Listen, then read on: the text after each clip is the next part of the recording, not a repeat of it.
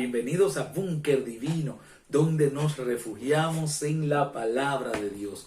Sabes, para nosotros la palabra de Dios es lo más grande que podemos estudiar, que podemos tener, porque ella nos enseña acerca de Jesús, acerca de cómo podemos ser como Él quiere que seamos para bendecirnos, para estar con nosotros aquí y cuando este mundo se acabe, irnos con Él a las mansiones celestiales. Así que si quieres saber más acerca de cómo vivir como Jesús quiere, aquí en Búnker Divino estamos dispuestos a que juntos aprendamos y descubramos y analicemos creyendo en la palabra de Dios.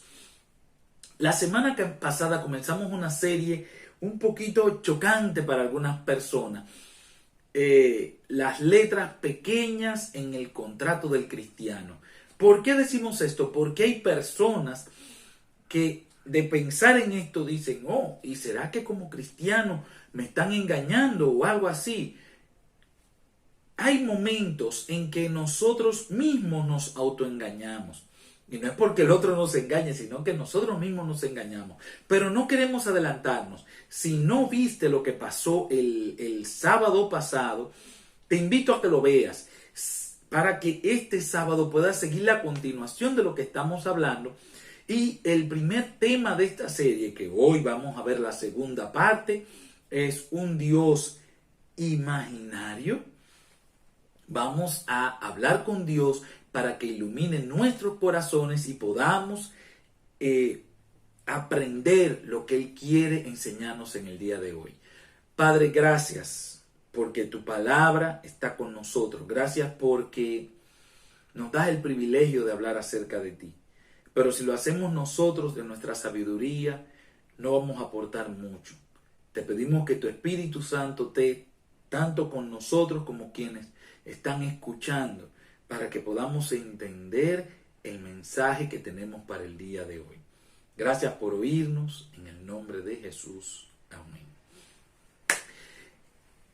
Las letras pequeñas de los contratos han venido a ser ese detalle en el que generalmente no nos fijamos, pero cambia lo que creemos que pasará, trayéndonos quizás ciertas obligaciones que no teníamos.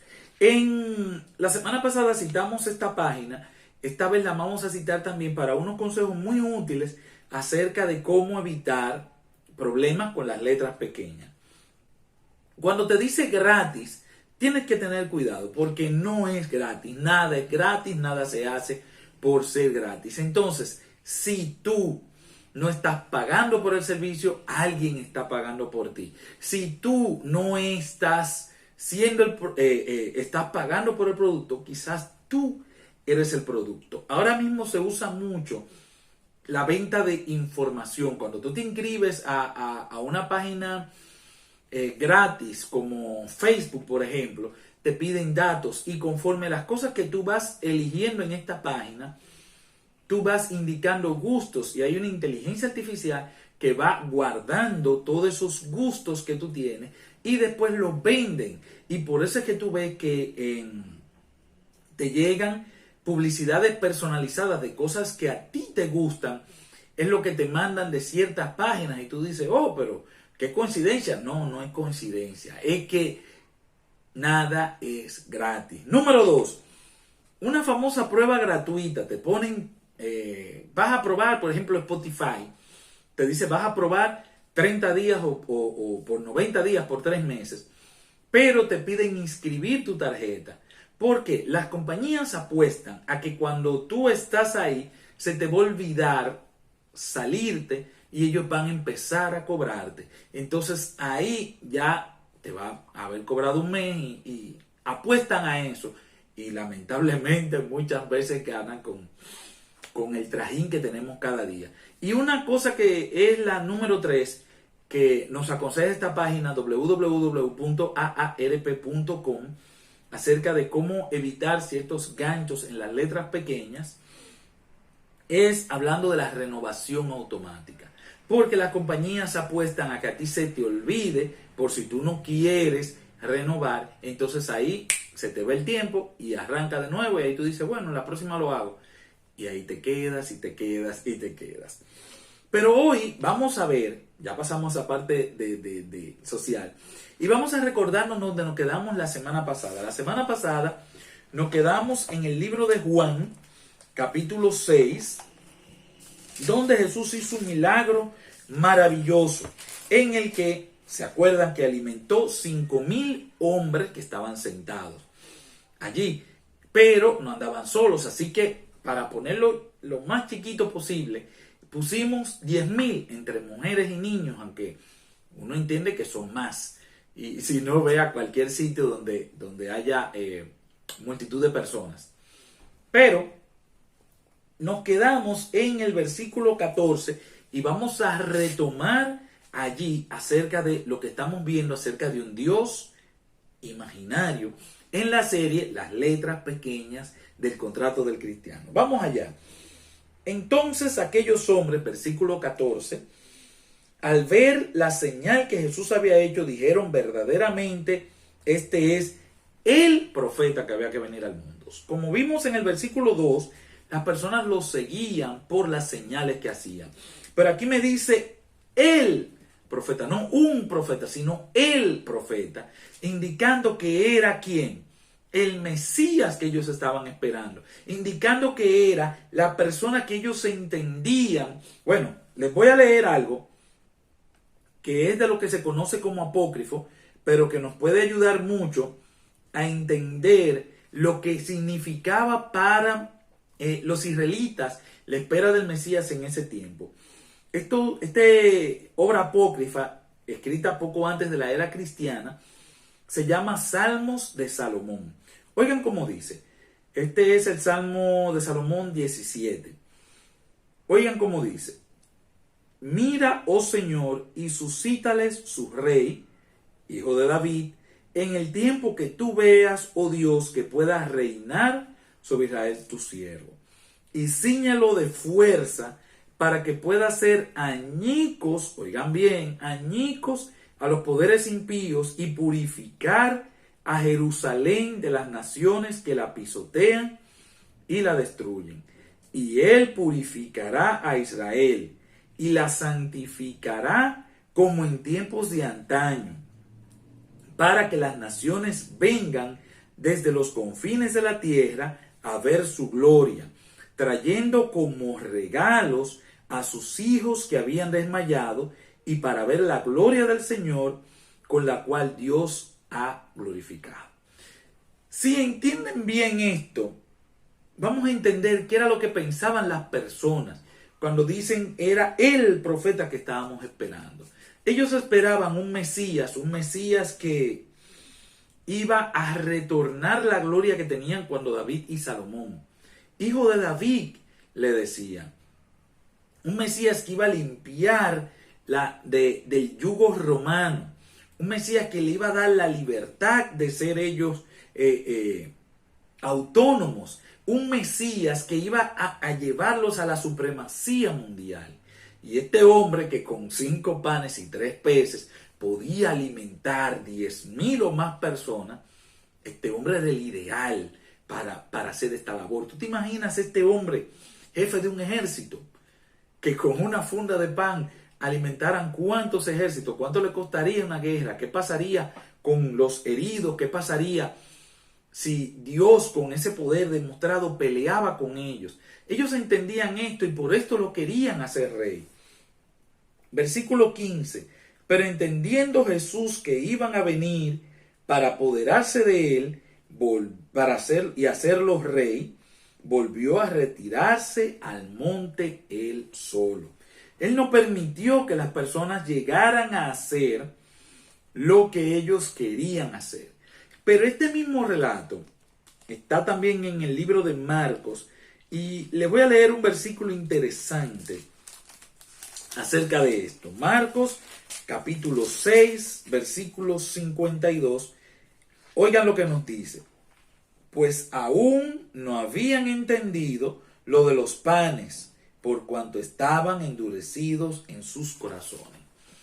A simple vista usted entiende que es de las personas que estaba hablando, pero no es de las personas. Está hablando de los discípulos. Los discípulos de Jesús, ustedes saben que ellos tenían sus ideas igual que los demás, de que Jesús era el Mesías, pero el Mesías que ellos entendían, que ellos esperaban, que los iba a liberar, que los iba a engrandecer. Por eso ustedes veían que los discípulos vivían discutiendo quién era el mayor. Por eso ustedes vieron que en una se registra que la madre de Juan fue y le dijo: mira, Jesús, aquí están mis hijos, para que tú los pongas uno a la derecha, uno a la izquierda.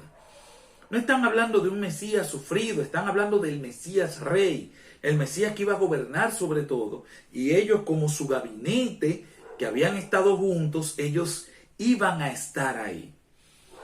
Pero si seguimos leyendo, vamos a ver en Lucas 18, y aquí le vamos a fijar hasta la partecita de arriba, que dice el comentario que trae la Biblia. Oigan, 31 al 34, pero me dice la partecita de arriba, Jesús anuncia por tercera vez su muerte. Y oigan lo que dice en el versículo 34. Ellos nada comprendieron de estas cosas, porque esta palabra le era encubierta, y no qué cosa, no entendían lo que él les decía. Él les dice aquí que él iba a sufrir, que él se iba a cumplir lo que decían los profetas acerca de él, que lo escupirían, que lo azotarían, que lo matarían y al tercer día resucitarían. Pero ellos no entendían lo que decía, lo que Jesús decía allí. Si nos vamos al libro de Juan, en donde relata, bueno, algo que vamos a celebrar dentro de poco, que es la entrada triunfal de Jesús a Jerusalén, lo que celebramos ahora en el Domingo de Ramos. Pero cuando se cumple esto, ellos están viendo y viendo las personas que habían sido sanas por Jesús, viendo todo el mundo inclinándose a Jesús, todo el mundo quitándose la ropa de arriba para que Jesús pasara, todo el mundo dándole honra y gloria. Era el momento perfecto porque estaban llegando las personas de todas partes de Israel para celebrar la Pascua. Y estas personas se animaron nuevamente. Y oigan lo que dice el versículo 16 acerca de los mismos discípulos que siempre andaron con Jesús. Estas cosas no las entendieron sus discípulos al principio, pero cuando Jesús fue glorificado, entonces se acordaron de que estas cosas estaban escritas acerca de él y de que había sido hecha. ¿Qué pasó de nuevo? Que cuando ellos vieron todo eso, de nuevo entendieron que Jesús iba a ser coronado. Y cuando Jesús no fue coronado, ellos no entendieron. Pero nos vamos más aún. Nos vamos a ir al último día que Jesús estuvo con ellos de manera física. Y cuando usted lo analiza, esta serie de versículos así, le va a dar hasta risa. Jesús en el último día, el día que ya iba a ascender, están en el momento reunidos para ascender. Y ya Jesús se está despidiendo y diciéndole, la Biblia no nos narra si él le había dicho que en ese momento ya se iba, pero ya ellos sabían que él se iba, aunque no supieran quizás el momento, o quizás sí lo sabían. Pero habían pasado 40 días de su resurrección, de que él había resucitado, de que ellos habían visto las cosas con más claridad. Y oigan lo que le preguntan ese día que ya se va. Versículo 6 del libro de Hechos, capítulo 1. Entonces los que se habían reunido le preguntaron diciendo, Señor, ¿restaurarás el reino a Israel en este tiempo? Ustedes me están entendiendo lo que ellos le están preguntando. Jesús murió, Jesús resucitó, Jesús después de resucitar les enseñó las escrituras y todo, y todavía el último día que se va, vuelve e insisten con la misma pregunta de lo que pasaría con Israel. Y aquí nos queremos ir un poquito atrás al día de la resurrección de Jesús para que ustedes entiendan en boca de los discípulos algo que ellos estaban sintiendo. Lucas capítulo 24 nos va a narrar algo súper interesante acerca de cuando Jesús resucitó. Acuérdense de ese domingo de resurrección en el que iban dos discípulos caminando y él se les apareció, pero ellos no sabían que era él. Oigan lo que dice en los versículos 19 al 21. Entonces él le preguntó, ¿qué cosas son estas? Y ellos le dijeron, de Jesús Nazareno, que fue varón profeta, poderoso en obras y en palabra, delante de Dios y de todo el pueblo. Cómo le entregaron los principales sacerdotes y nuestros gobernantes a sentencia de muerte y lo crucificaron. Subrayen esta parte. Pero nosotros esperábamos que él fuera el que había de, ¿qué cosa? Redimir a Israel. Yo no sé a qué a ustedes les huele este versículo, pero a mí me huele a tristeza. A mí me huele a que estaban chasqueados, a que estaban decepcionados, a que se sentían, no sé, que todo les había caído encima, como que habían apostado todo y habían perdido. Nosotros esperábamos que él fuera el que había de redimir a Israel.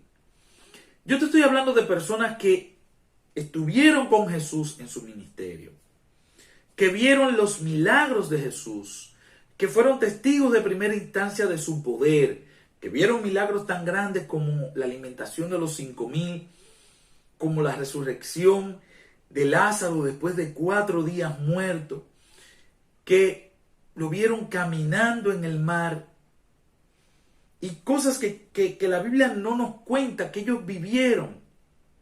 Y estas personas estaban cabizbajos, tristes, desilusionados, porque el Señor que ellos creían les había fallado. La pregunta que te hago, ¿estas personas Jesús les había fallado? ¿Jesús le había prometido algo que no le había cumplido? ¿Jesús había dicho algo que iba a hacer que no lo hizo? ¿Jesús había hecho algo que era contra a lo que él le había enseñado? Quizás Jesús había dicho algo y hecho otra cosa. Los había dejado solos. ¿Qué? Porque ellos estaban desilusionados. Nosotros, cuando nos desilusionamos, es cuando algo no cumple las expectativas que tenemos. Pero las expectativas que tenemos van a depender de que yo conozca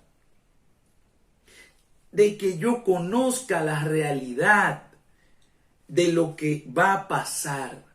Porque si yo me hago una idea errónea de lo que va a pasar, voy a ser decepcionado, aunque a mí me hayan dicho lo que iba a pasar. La Biblia habla en todo el Antiguo Testamento acerca de un siervo sufriente, de un siervo que venía a morir, del que el Cordero de Dios quita el pecado del mundo. Y este Cordero, el símbolo del Cordero, es algo que muere por el pecador. Jesús mismo les dijo a ellos, va a pasar esto y esto y esto. Pero estaba tan enraizada en su mente el Mesías triunfante, el Mesías libertador del yugo de los romanos, el Mesías que los iba a engrandecer. Estaba tan en su mente que ellos se sintieron desilusionados, aun cuando el mundo recibió el regalo más grande que podía recibir y que ha recibido en su historia.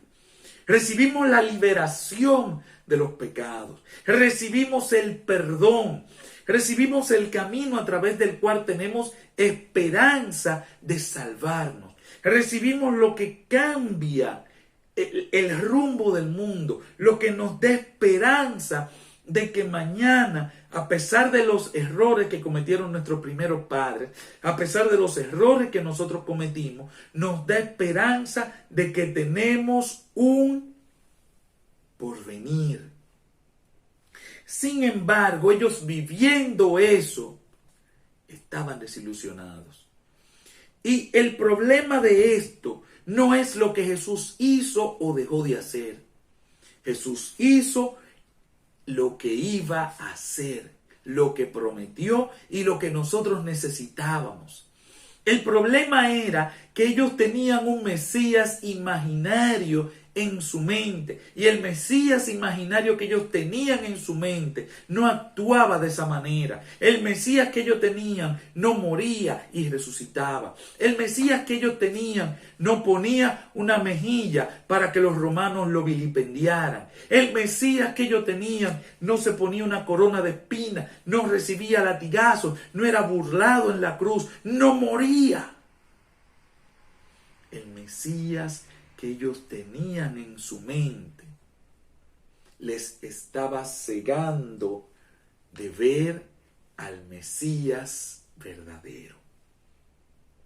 Nosotros conocemos muchas personas que dicen que no les gusta la iglesia, que no quieren saber de Dios, que no soportan que le hablen del evangelio, porque el Dios que les inculcaron en su mente es diferente al Dios de la Biblia. Pero ellos lo juzgan conforme a el que le inculcaron en su mente, pero no saben lo que dice el Dios de la Biblia. Y el problema es que se alejan pensando que Dios les falló, cuando en realidad ellos no conocen al Dios del que se están alejando. Ellos dicen, Dios no existe, porque si existiera no hubiera permitido que a mi mamá le pasara esto, que a mi hijo le pasara esto, que a mi esposo le pasara esto, que en mi país pasara esto. Sin embargo, el Dios que ellos tienen en su mente es un Dios imaginario, un Dios inculcado, un Dios aprendido, que no tiene nada que ver con el Dios que está en la Biblia.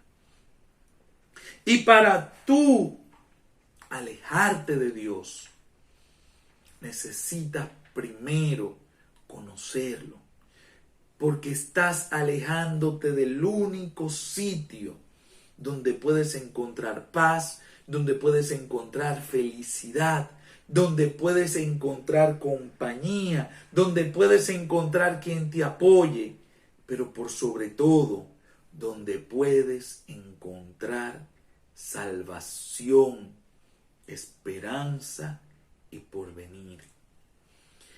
El diablo nos ha enseñado un Dios que no es el Dios que está en los cielos.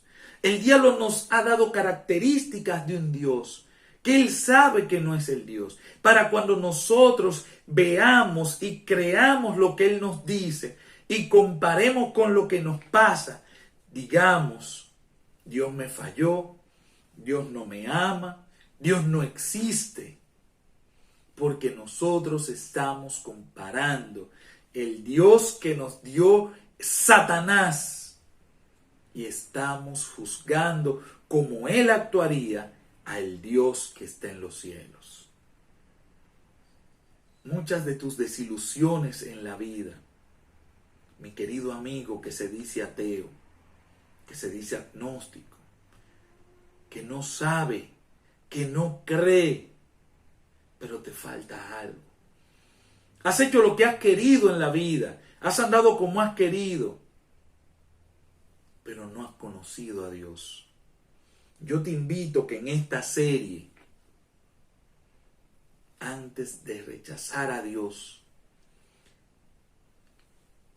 y ojo, hay un tiempo en el que Dios va a estar llamando a tu corazón. Nosotros le decimos la gracia y ese tiempo está corriendo. Y no hay que decirte, no hay que leer la Biblia para saber que algo está próximo a pasar en este mundo. Porque todo se está dirigiendo a terminar. Este mundo como va no puede aguantar por mucho tiempo esta vorágine de destrucción que viene como bola de nieve creciendo y que se está llevando todos los pilares de la sociedad, y por donde quiera que miremos se anticipa una destrucción. Pero antes de eso,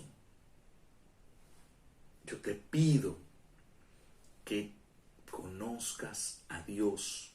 No el Dios que el diablo quiere que tú conozcas. No el Dios con las características que el diablo a través de todas sus ramas te ha enseñado.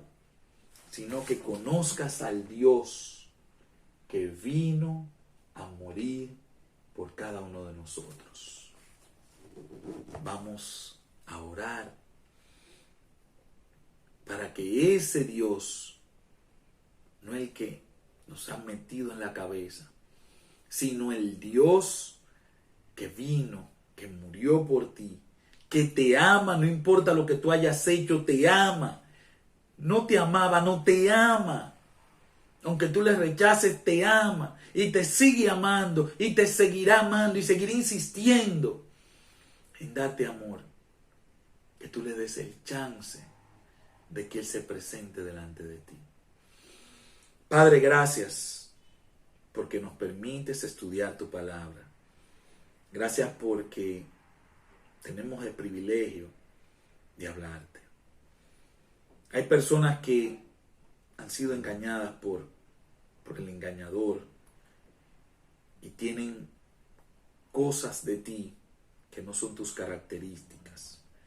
Y cuando pasan cosas se desilusionan, pero no porque tú hayas hecho o dejado de hacer algo que hayas prometido, sino porque el que tienen en su cabeza no es el que tú eres. Te pedimos que por favor, Señor, tú te manifiestes en cada uno de nosotros y nos permitas conocerte al verdadero Dios, al que vino y murió por cada uno de nosotros. Te pongo estos amigos en tus manos. Gracias por tu Espíritu Santo en cada uno de ellos. En el nombre de Jesús.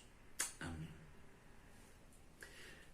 Gracias por acompañarnos. El sábado que viene seguimos esta interesante serie, Las letras pequeñas del contrato del cristiano.